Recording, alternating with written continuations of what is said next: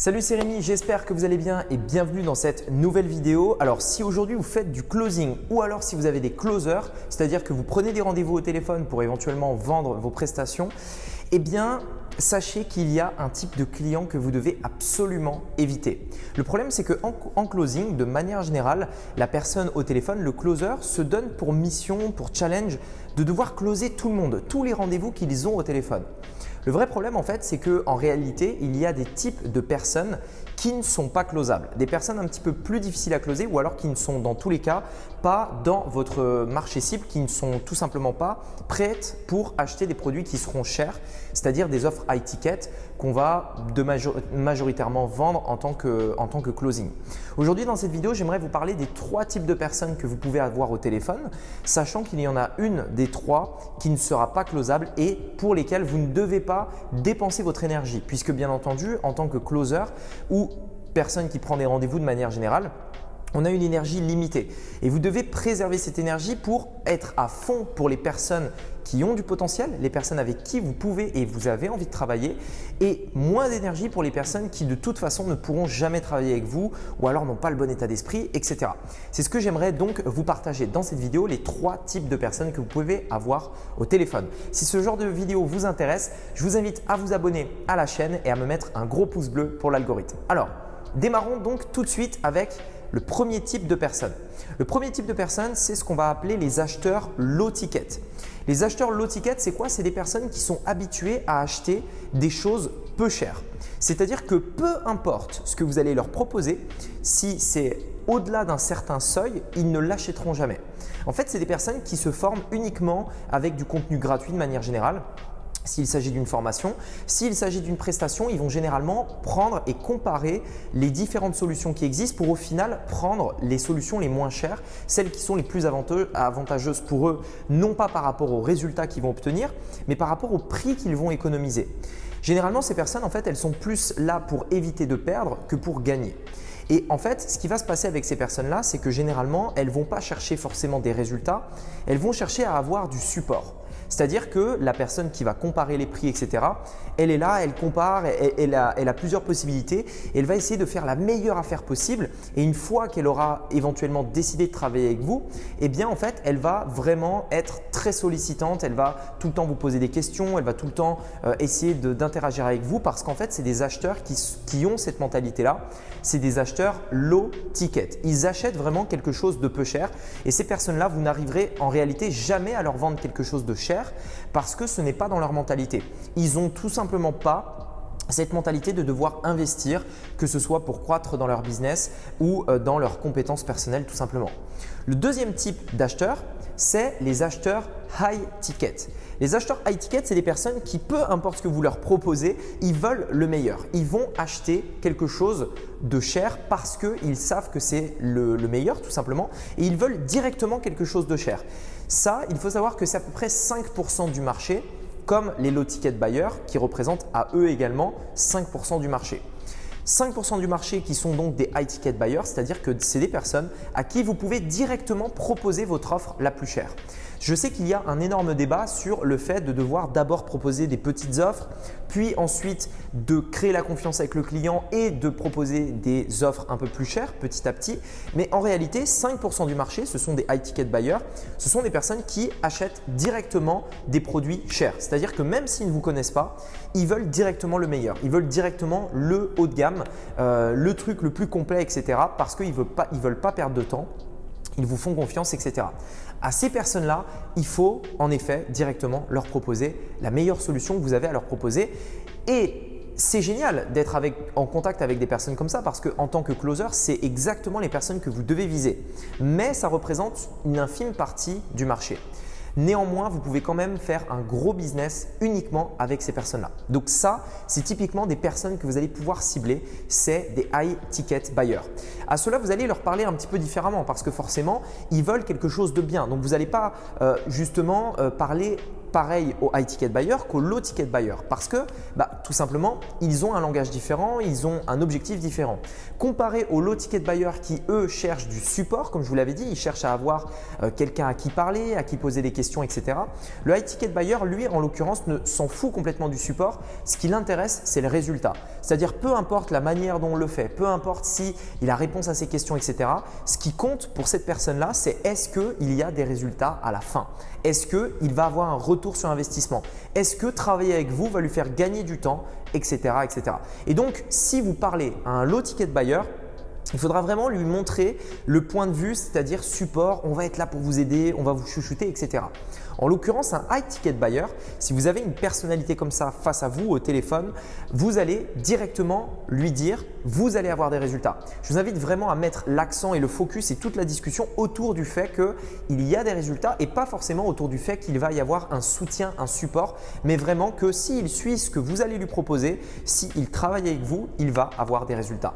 Et ensuite, on a 90% du marché, c'est-à-dire le reste, on a 5% de low ticket et 5% de high ticket, et bien 90% du marché, ce sont des personnes qu'on va appeler des convertibles, des personnes convertibles. C'est-à-dire que c'est des personnes qui ne vont pas acheter que du peu cher. C'est-à-dire qu'ils ont conscience qu'à un moment donné, il faudra peut-être dépenser un peu plus ou éventuellement travailler avec des personnes qui vont lui permettre d'avoir quelque chose de plus poussé. Mais ils ne le feront jamais de premier abord. C'est-à-dire qu'ils ne vont jamais arriver et dire tiens, c'est génial, je ne te connais pas, direct, je mets 1000, 2000, 3000, 4000, 5000 euros sur la table. C'est des personnes qui, eux, vont devoir être converties, c'est-à-dire d'abord leur montrer petit à petit ce que vous proposez, éventuellement avoir de la confiance en vous, en votre entreprise, éventuellement acheter un petit produit. Petit à petit, acheter un produit, puis ensuite acheter un produit un peu plus cher, puis un peu plus cher, etc. Ces personnes-là, en fait, généralement, ce qu'on va faire, c'est qu'on va leur proposer, en effet, comme je viens de vous l'expliquer, soit on va créer du contenu pour interagir avec eux, soit on va leur proposer des offres intermédiaires entre l'offre chère, high ticket, à plusieurs milliers d'euros par exemple, et une offre en fait, et on va dire la première relation. On va leur proposer une offre intermédiaire qui aura pour but de leur montrer qu'est-ce qu'ils ont, à quoi ils accèdent lorsqu'ils dépensent une somme minime dans votre entreprise, ce qui leur permettra d'avoir un premier contact, de devenir client et ensuite ce sera beaucoup plus facile donc de les convertir vers du coup votre offre qui est un peu plus haut de gamme, votre offre qui est un peu plus haut dans votre échelle de valeur tout simplement. Il faut savoir que ces personnes dans le marché, ce sont 90% du business. Et si à un moment donné, vous voulez scaler votre business, c'est-à-dire passer au niveau supérieur, vous devrez à un moment donné toucher ces personnes-là. Mais je tiens quand même à être clair sur un point. Vous pouvez déjà, et je vous conseille de faire ça, commencer par toucher directement les high ticket buyers. C'est-à-dire au début, ne vous prenez pas la tête. Vous faites un produit à plusieurs milliers d'euros par exemple si vous faites du closing et vous allez directement vous adresser aux high ticket buyers. Plus tard, lorsque vous voudrez aller plus loin, toucher plus de personnes, avoir plus de clients, vous pourrez vous dire « Ok, là on a un truc qui fonctionne bien, on a une offre qui cartonne, etc. » Eh bien, ce que je vais faire maintenant, c'est que je vais créer une offre intermédiaire pour toucher le reste du marché et proposer mon offre high ticket à plus de personnes tout simplement. Et là, vous pourrez du coup toucher plus de monde, élargir votre audience et avoir plus de personnes tout simplement. Mais je tiens quand même à préciser une chose, la première étape est de commencer directement sur le high ticket. Maintenant, pour revenir dans le sujet de cette vidéo, typiquement, quelles sont les personnes que vous devez absolument éviter dans le closing en particulier ? Eh bien, ce sont les low ticket buyers. Les low ticket buyers, pour plein de raisons, ce ne sont pas des bons clients, pour vous en tout cas. Généralement, comme je vous le disais, ils cherchent du support. C'est le genre de client qui peut vous appeler H24, vous envoyer 10 000 emails et qui, si vous ne répondez pas dans l'heure, vous harcèle au téléphone, par SMS, etc. C'est des personnes qui, en plus de ça, ne sont pas très rentables parce qu'ils ne veulent pas dépenser beaucoup d'argent. Ils sont là à économiser le moindre euro et dès que vous leur proposez quelque chose, ils essayent de négocier, ils essayent de discuter le prix, etc. En closing, vous ne devez pas approcher ces personnes-là. Aujourd'hui, lorsque je fais un tunnel de vente pour avoir des appels de téléphone, je mets un point d'honneur au début de ma vidéo de présentation pour exclure ces personnes-là.